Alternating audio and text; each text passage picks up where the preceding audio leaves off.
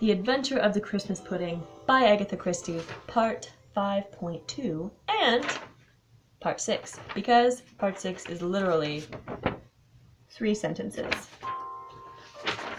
Very exciting. This is where all the action happens, practically.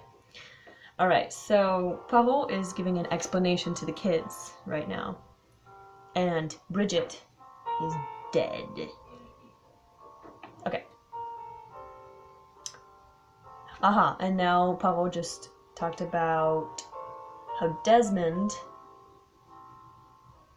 was the clever gentleman. And Sarah was like, no! Anyway, but so it is, said Poirot. And by a little manipulation, I, too, became a guest here for Christmas. This young lady, she is supposed to have just come out of l'hôpital. She is much better when she arrives here. But then comes the news that I, too, arrive. A detective, a well-known detective.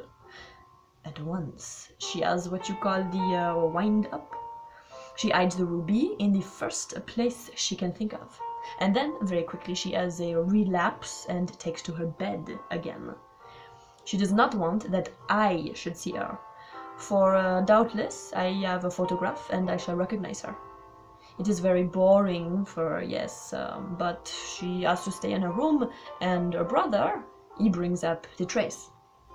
Okay, so apparently she hides the ruby in the first place she can think of, i.e. the pudding, as she is stirring things, because they get news about the detective coming while they're making the pudding. Anyway. And the ruby? Demanded Michael. I think, said Poirot, that at the moment it is mentioned I arrived, the young lady was in the kitchen with the rest of you, all laughing and talking and stirring the Christmas puddings. The Christmas puddings are put into bowls, and the young lady, she hides the ruby, pressing it down into one of the pudding bowls. Pudding bowls.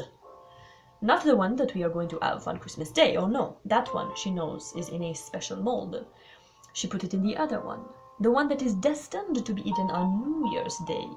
Before then, she will be ready to leave, and when she leaves, no doubt the Christmas pudding will go with her. But see how fate takes a hand. On the very morning of Christmas Day, there is an accident. The Christmas pudding in its fancy mold is dropped on the stone floor, and the mold is shattered to pieces. So what can be done?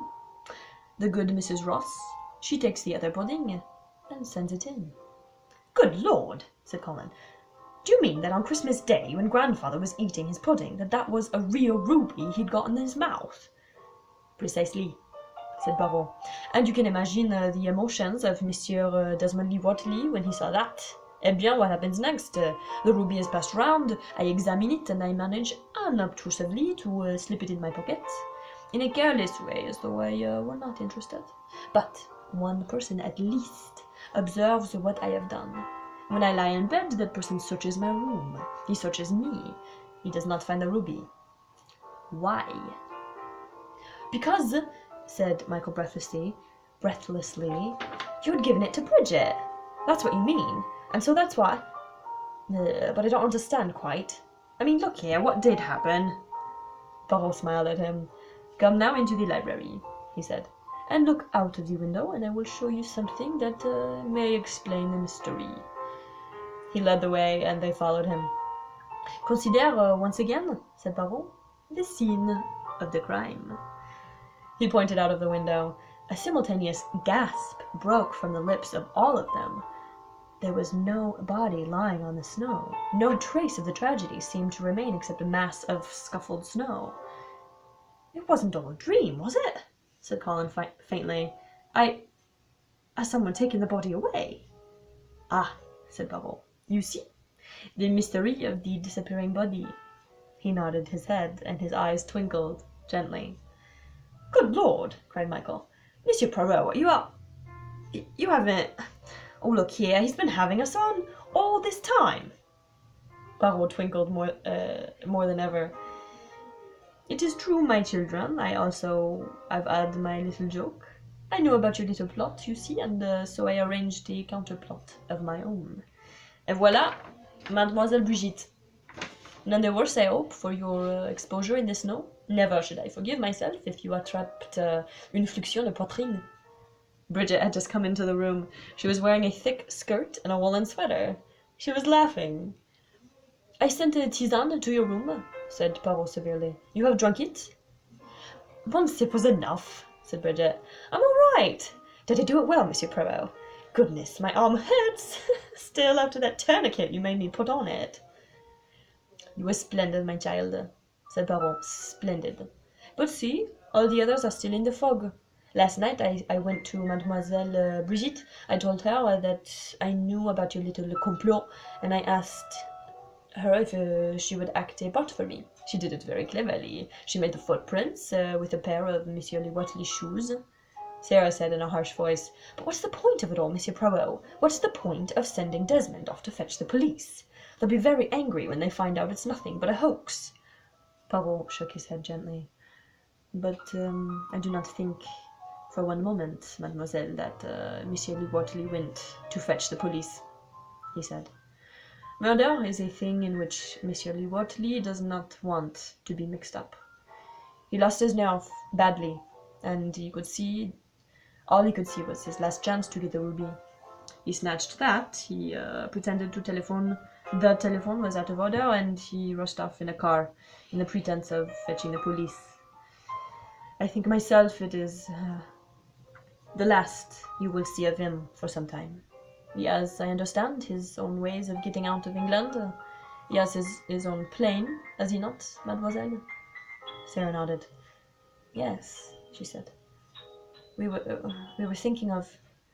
She stopped. He wanted you to elope with him that way, did he not? Eh bien, that is a very good way of smuggling a jewel out of the country. When you are eloping with a girl, and that fact is publicized, then you will not be suspected of also smuggling a historic jewel out of the country.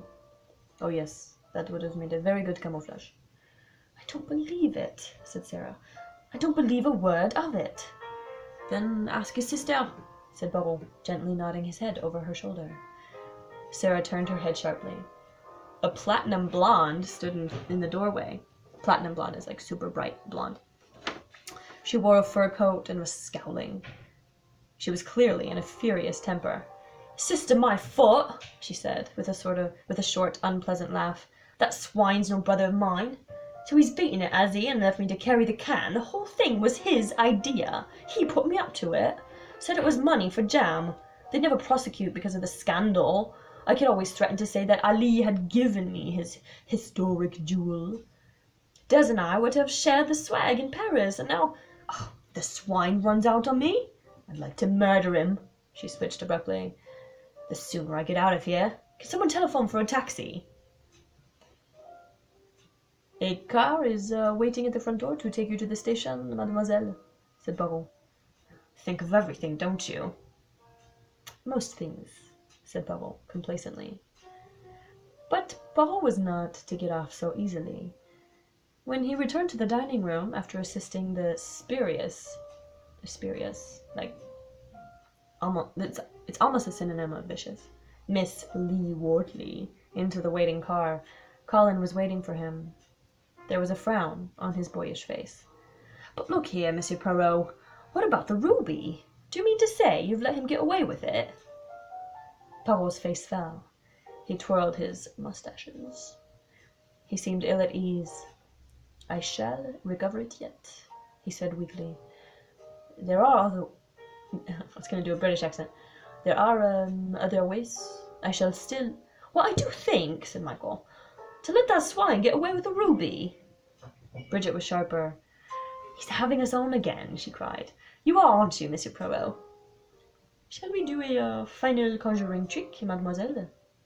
Feel in my left-hand pocket. Bridget thrust her hand in. She drew it out again with a scream of triumph and held aloft a large ruby blinking in crimson splendor. You comprehend, explained Poirot. The one that was clasped in your hand was a paste replica. I brought it from London in case it was possible to make a substitute. You understand? We do not want the scandal. Monsieur Desmond will try and dispose of that ruby in Paris or in Belgique or wherever it is that he has his contacts. And then it will be discovered that the stone is not real. What could be more excellent? All finishes happily. The scandal is avoided. My princeling receives his ruby back again. He returns to his country and makes a sober and, we hope, happy marriage. All ends well. Except for me, murmured Sarah under her breath. She spoke so low that no one heard her but Pavel. He shook his head gently. You are in error, Mademoiselle Sarah, in what you say there. You have gained experience. All experience is valuable. Ahead of you, I prophesy, there lies happiness. That's what you say, said Sarah. But look here, Monsieur Poirot, Colin was frowning. How did you know about the show we were going to put on for you? It is my business to know things, said Hercule Poirot. He twirled his mustache. Yes, but I don't see how you could have managed it. Did someone split? Did someone come and tell you? No, not that. Then how? Tell us how. They all chorused, yes, tell us how. But no, Poirot protested. But no, if I tell you how I deduce that, you will think nothing of it. It is like the conjurer who shows how his tricks are done. Tell us, Monsieur Poirot. Go on, tell us. You really wish that I should solve for you this last mystery? Yes, go on, tell us. I do not think I can. You will be so disappointed. Now come on, Monsieur Poirot, tell us. How did you know? Well, you see, I was sitting in the library by the window in a chair after tea the other day, and I was reposing myself. I had been asleep, and when I awoke, you were discussing your plans just outside the window close to me, and the window was open at the top. Is that all? Cried Colin, disgusted. How simple! Is it not? Said Hercule Poirot, smiling. You see, you are disappointed. Oh, well, said Michael. At any rate, we know everything now. Do we? Murmured Hercule Poirot to himself. I do not. I, whose business it is to know things. He walked out into the hall, shaking his head a little. For perhaps the 20th time, he drew from his pocket a rather dirty piece of paper. Don't eat none of the plum pudding. One as wishes you well. Hercule Poirot shook his head reflectively. He who could explain everything could not explain this. Humiliating. Who had written it? Why had it been written? Until he found that out, he would never know a moment's peace. Suddenly he came out of his reverie to be aware of a peculiar gasping noise. He looked sharply down. On the floor, busy with a dustpan and brush, was a tow-headed creature in a flowered overall. Tow-headed, remember? Blonde. She was staring at the paper in his hand with large, round eyes. Oh, sir, said this apparition. Oh, sir, please, sir. And who may you be, mon enfant? And who may you be, mon enfant? Mon enfant? My child, inquired Monsieur Poirot genially. Annie Bates, sir. Please, sir. I come here to help Mrs. Ross. I didn't mean, sir. I didn't mean to do anything that I shouldn't do. I did mean it well, sir. For you, for your good, I mean.